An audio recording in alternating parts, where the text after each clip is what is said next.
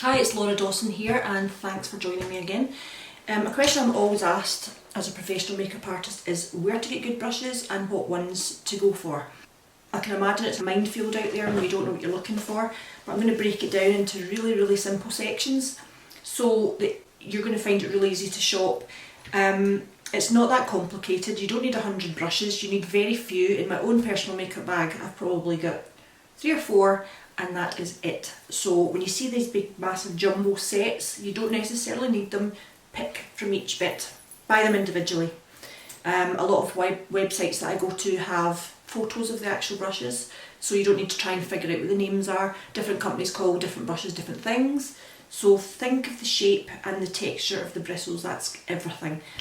Now, whether you want to go vegan, animal hair brushes is completely your choice. I prefer synthetic brushes for certain things and real animal hair brushes for other things, but the brushes are combed. There is no harm to any animals, so I'm confident with that.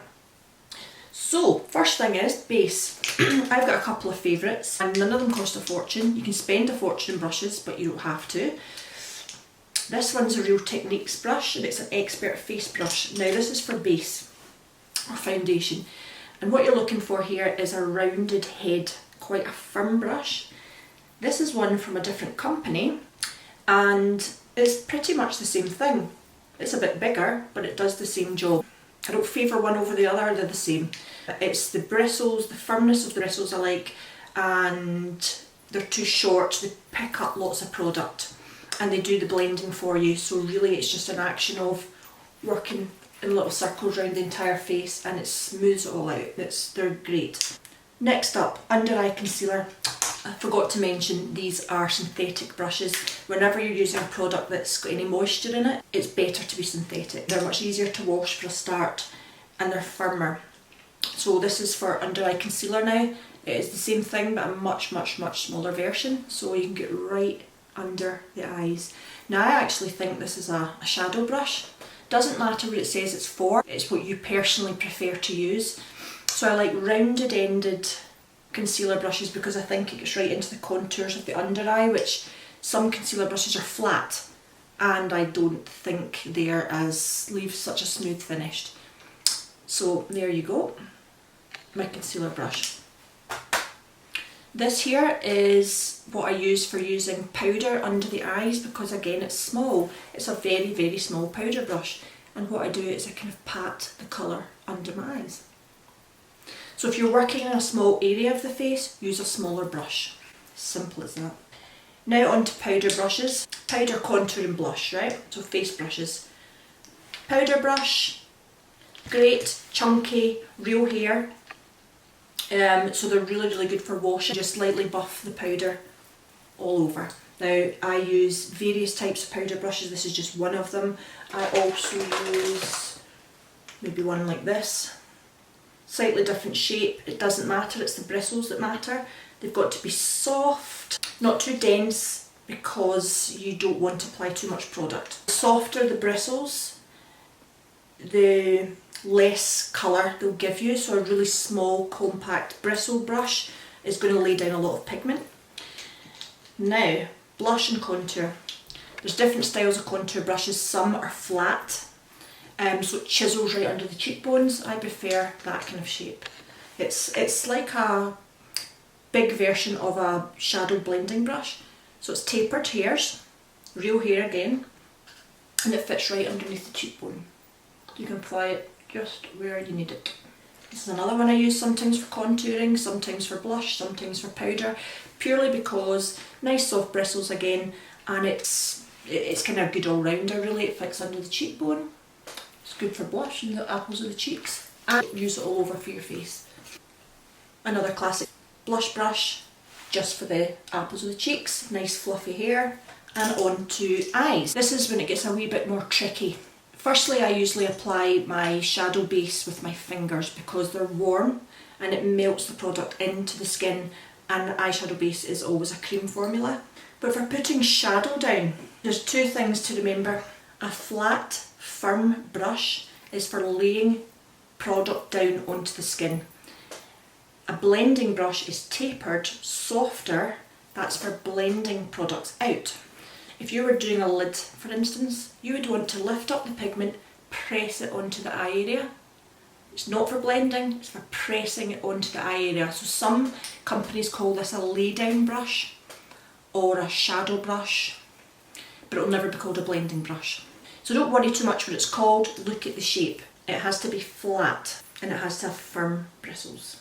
Okay, so that's for laying down on the lid. Blending brush is tapered, okay, and it's more softer bristles, real animal hair, and this is for blending away edges. So you can lift up product with this, but essentially it's for blending it. So it's for smoothing the colour around, and it makes your life so much easier if you've got a good blending brush. Real Techniques do one, which I love as well. Here it is. This is brilliant. I don't prefer one to the other, they're the same shape, so they do the same job. Some are more expensive, some are not so much, so really it depends on your budget. But I love the Real Techniques, it's a great range of brushes, and it probably actually gives you just what you need. They don't have giant sets, they're all just essentials. So that was lay down, that was blending. Now with liner. If you're going to do a liquid line or a gel line, you need a brush that looks a little bit like this. So it's pointed and it's firm, not too firm because you don't want it to be hard. So there's a wee bit of, it bends a little bit. But you don't want it to be too thin either. If it doesn't pick up enough product, believe it or not, it actually causes more smudging. So this will pick up plenty of product, and you put plenty in the back of your hand if you're using a gel, and you gradually just brush it onto the upper lash line. Really, really good one. Art stores do really good liner brushes as well. Some people like the angled brushes, I don't so much. They're good for underliner, not so much upper liner. So for underliner, if you're wanting to get a smoky effect that I've got today, you'd use a pencil brush. And this is a little bit like your eyeshadow blending brush. It's scaled right down and much firmer. So anything that's firm picks up more product. Anything that's floppy and soft picks up less product. So think, doing your powder, you want less. You don't want a thick powder, so it's a thick, floppy, soft brush. But for shadow or liner, where you want to apply a lot of product, it's a much firmer bristled brush and usually shorter hairs. So that one you would use under the eyes and you would just wiggle it across. And that'll pick up lots of pigment. Great for doing the inner corner. And the last but not least is the angled brush, which is great for doing eyebrows if you're using a pomade, or if you're wanting a more solid line underneath, I suppose, a more detailed line, because it's a firm brush. So not great for blending, it's just good for a nice solid line underneath. Lips, I don't use a lip brush. If I'm using lip pencil, it goes straight on and the lipstick straight out of the bullet. Obviously if I'm using from a palette, I'll use a lip brush, and I wouldn't worry too much about the bristles or what kind of brush it is. I think lip brushes tend to be pretty much of a muchness. So that's it. The companies I love to order from are, I love Blank Canvas, and that's www.blankcanvascosmetics.com. I'm sure it's an Irish company, but I'll put the link to it in the description box below. Blank Canvas are really good because the prices are really reasonable, plus you have photographs of all the brushes, so you can't go wrong. If you're looking for a blending brush, you're going to see a photograph of a blending brush, and then you know you're getting what you're looking for. It gives you loads of options to different tips for liner, because everyone has a different preference for that. Some are curved and they've got a bend here. They're more for professional use, because when you're working in the opposite direction, it's more helpful, but when it's personal use, you want a straight one. They sell sets too, but as I said, I think you're better, and I think it's just save yourself a lot of money if you pick out individual brushes as and when you need them. So Eva's another great website, and as I said, Real Techniques, which are available. You can buy them in Superdrug, you can buy them in Tesco, you can buy them online. I've even seen them in TK Maxx. So I like to use a bit of both. I don't stick to the one brand. I have loads. I've got MAC brushes too. I've got some Bobbi Brown, some Chanel.